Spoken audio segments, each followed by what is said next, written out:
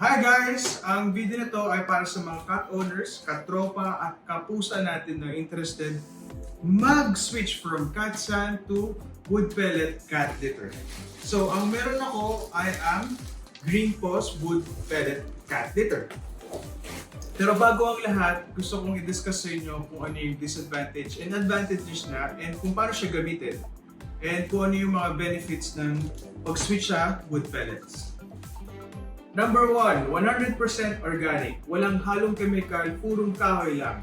Natural din ang wood scent nito, kaya wala tayong magiging problema sa respiratory ng mga babies natin. Number 2, no pine wood content po ang green Paws. Kasi kung mag-research po kayong maigi, ang pine litter ay dangerous po sa mga pusa natin. Meron siyang harmful side effects. Ang pine po kasi nagko-contain po siya ng phenol. Yun po yung ingredients sa mga panlinis. Nagkukos po siya ng respiratory and neurological problems sa cats natin. Kaya siya, yun yung naaamoy nyo sa pine na medyo matapang na scent. Yun yung dangerous sa pusa. Number 3, biodegradable. Dahil gawa siya sa compressed wood, pwede natin siyang magamit as fertilizer. Yung used na litter, pwede natin siyang gamitin as fertilizer. Pero babala, huwag niyo po siyang gagamitin sa mga halaman na edible. Kasi, syempre, madumi yun. May poop, may wiwi. Gamitin lang natin siya sa mga puno or sa halaman ni mami, ganyan. Tapos, pwede niyo rin siyang gamitin. Pwede niyo rin siyang i-flush. Pero hindi ko na-advise sa drainage system ng Pilipinas. Take note. Number 4, 3 times absorbent ng liquid. Ultra absorbent po talaga siya. Kasi kung pagka napapansin nyo, sa sobrang tagal nyo nang gumagamit ng litter, pagka hindi niya siya nalinis, medyo masakit sa ulo. Yun yung ang naaamoy natin, ammonia yun ng wiwi ng cats. So ito kasi, yung wood pellets, natatalo siya ng scent ng ammonia. Ang 1 kilo ng wood pellets, kaya niya mag-absorb up to 4 liters ng liquid.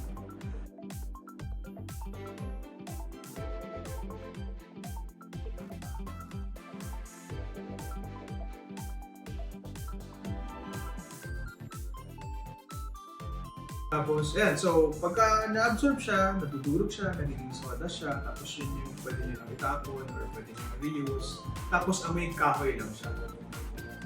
Number 5, less dust po siya. Low tracking, low maintenance. Ang ibig pong sabihin ng low tracking is, hindi po siya katulad ng wood, ng sand na makalat kapag umalis yung pusa after ng gumamit. Nag-absorb siya ng maigi. So, tapos, low tracking, meaning kapag nakakain nila yung mga dumidikit sa kanila, hindi siya, safe siya. Safe pa rin siya, unlike dun sa mga cat sand. Kasi yung cat sand, clay po yun. Imagine, kakain ka ng small amount ng cat sand, ng clay, maipon yun sa tiyan mo, yung bentonite, delikado po yun.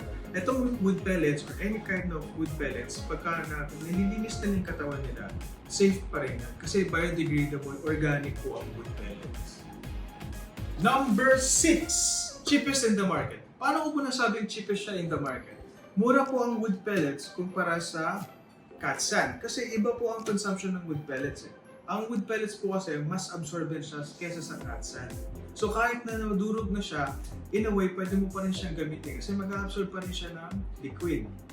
So, ang liter measurement niya, volume at intensity niya para sa cat sand. Ang halimbawa ito, 5 kgs to, 5 kilo. Ang iba sa mga binibili nyo na 10 liter na cat sand, kahit timbangin nyo yun, hindi lahat yun umaabot ng 5 kilos or 10 kilos.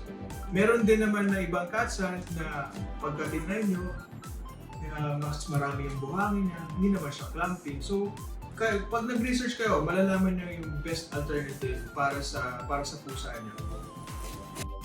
So, i-demonstrate ko na po kung paano siya gamitin. So, ito, buksan natin ito. Pero wait, bago lahat, kailangan natin ng litter box. Ito, meron akong used na litter box. So, ganyan. Tapos, maganda kasi para effective siya, mas masulit niya siya.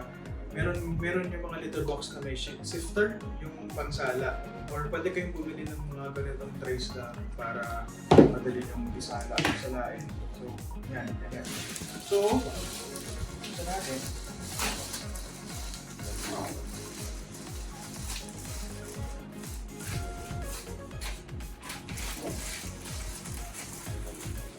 Tapos, maglagay ka lang. Sa unang lagay talaga, madami. Kasi, kailangan mo bago lahat. So, yan. Tapos, nakalap mo yan. Ito na. Ganyan na yung magiging itsura ng litter mo. Ganyan na siya.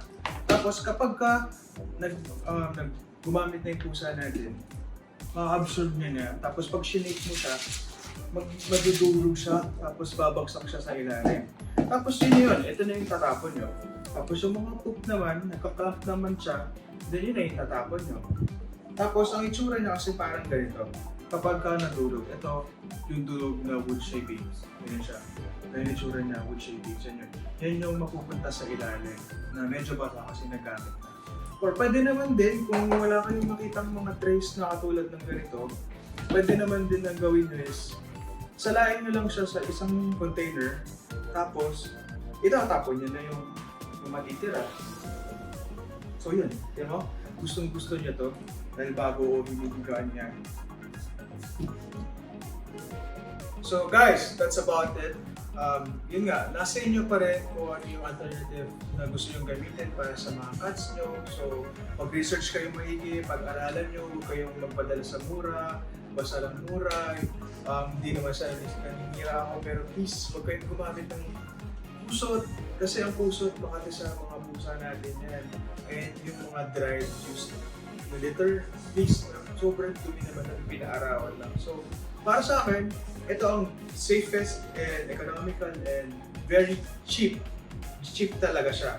Lalo na ngayong pandemic, kailangan natin mag-depend. Pero kailangan pa rin natin maging maingat sa mga alaga natin.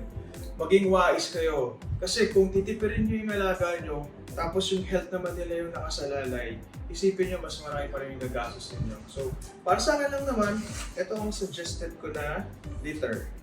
Safest talaga siya and okay talaga siya sa pee control.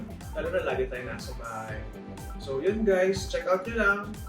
Open kayo sa mga alternatives. So yun, have a nice day and thank you.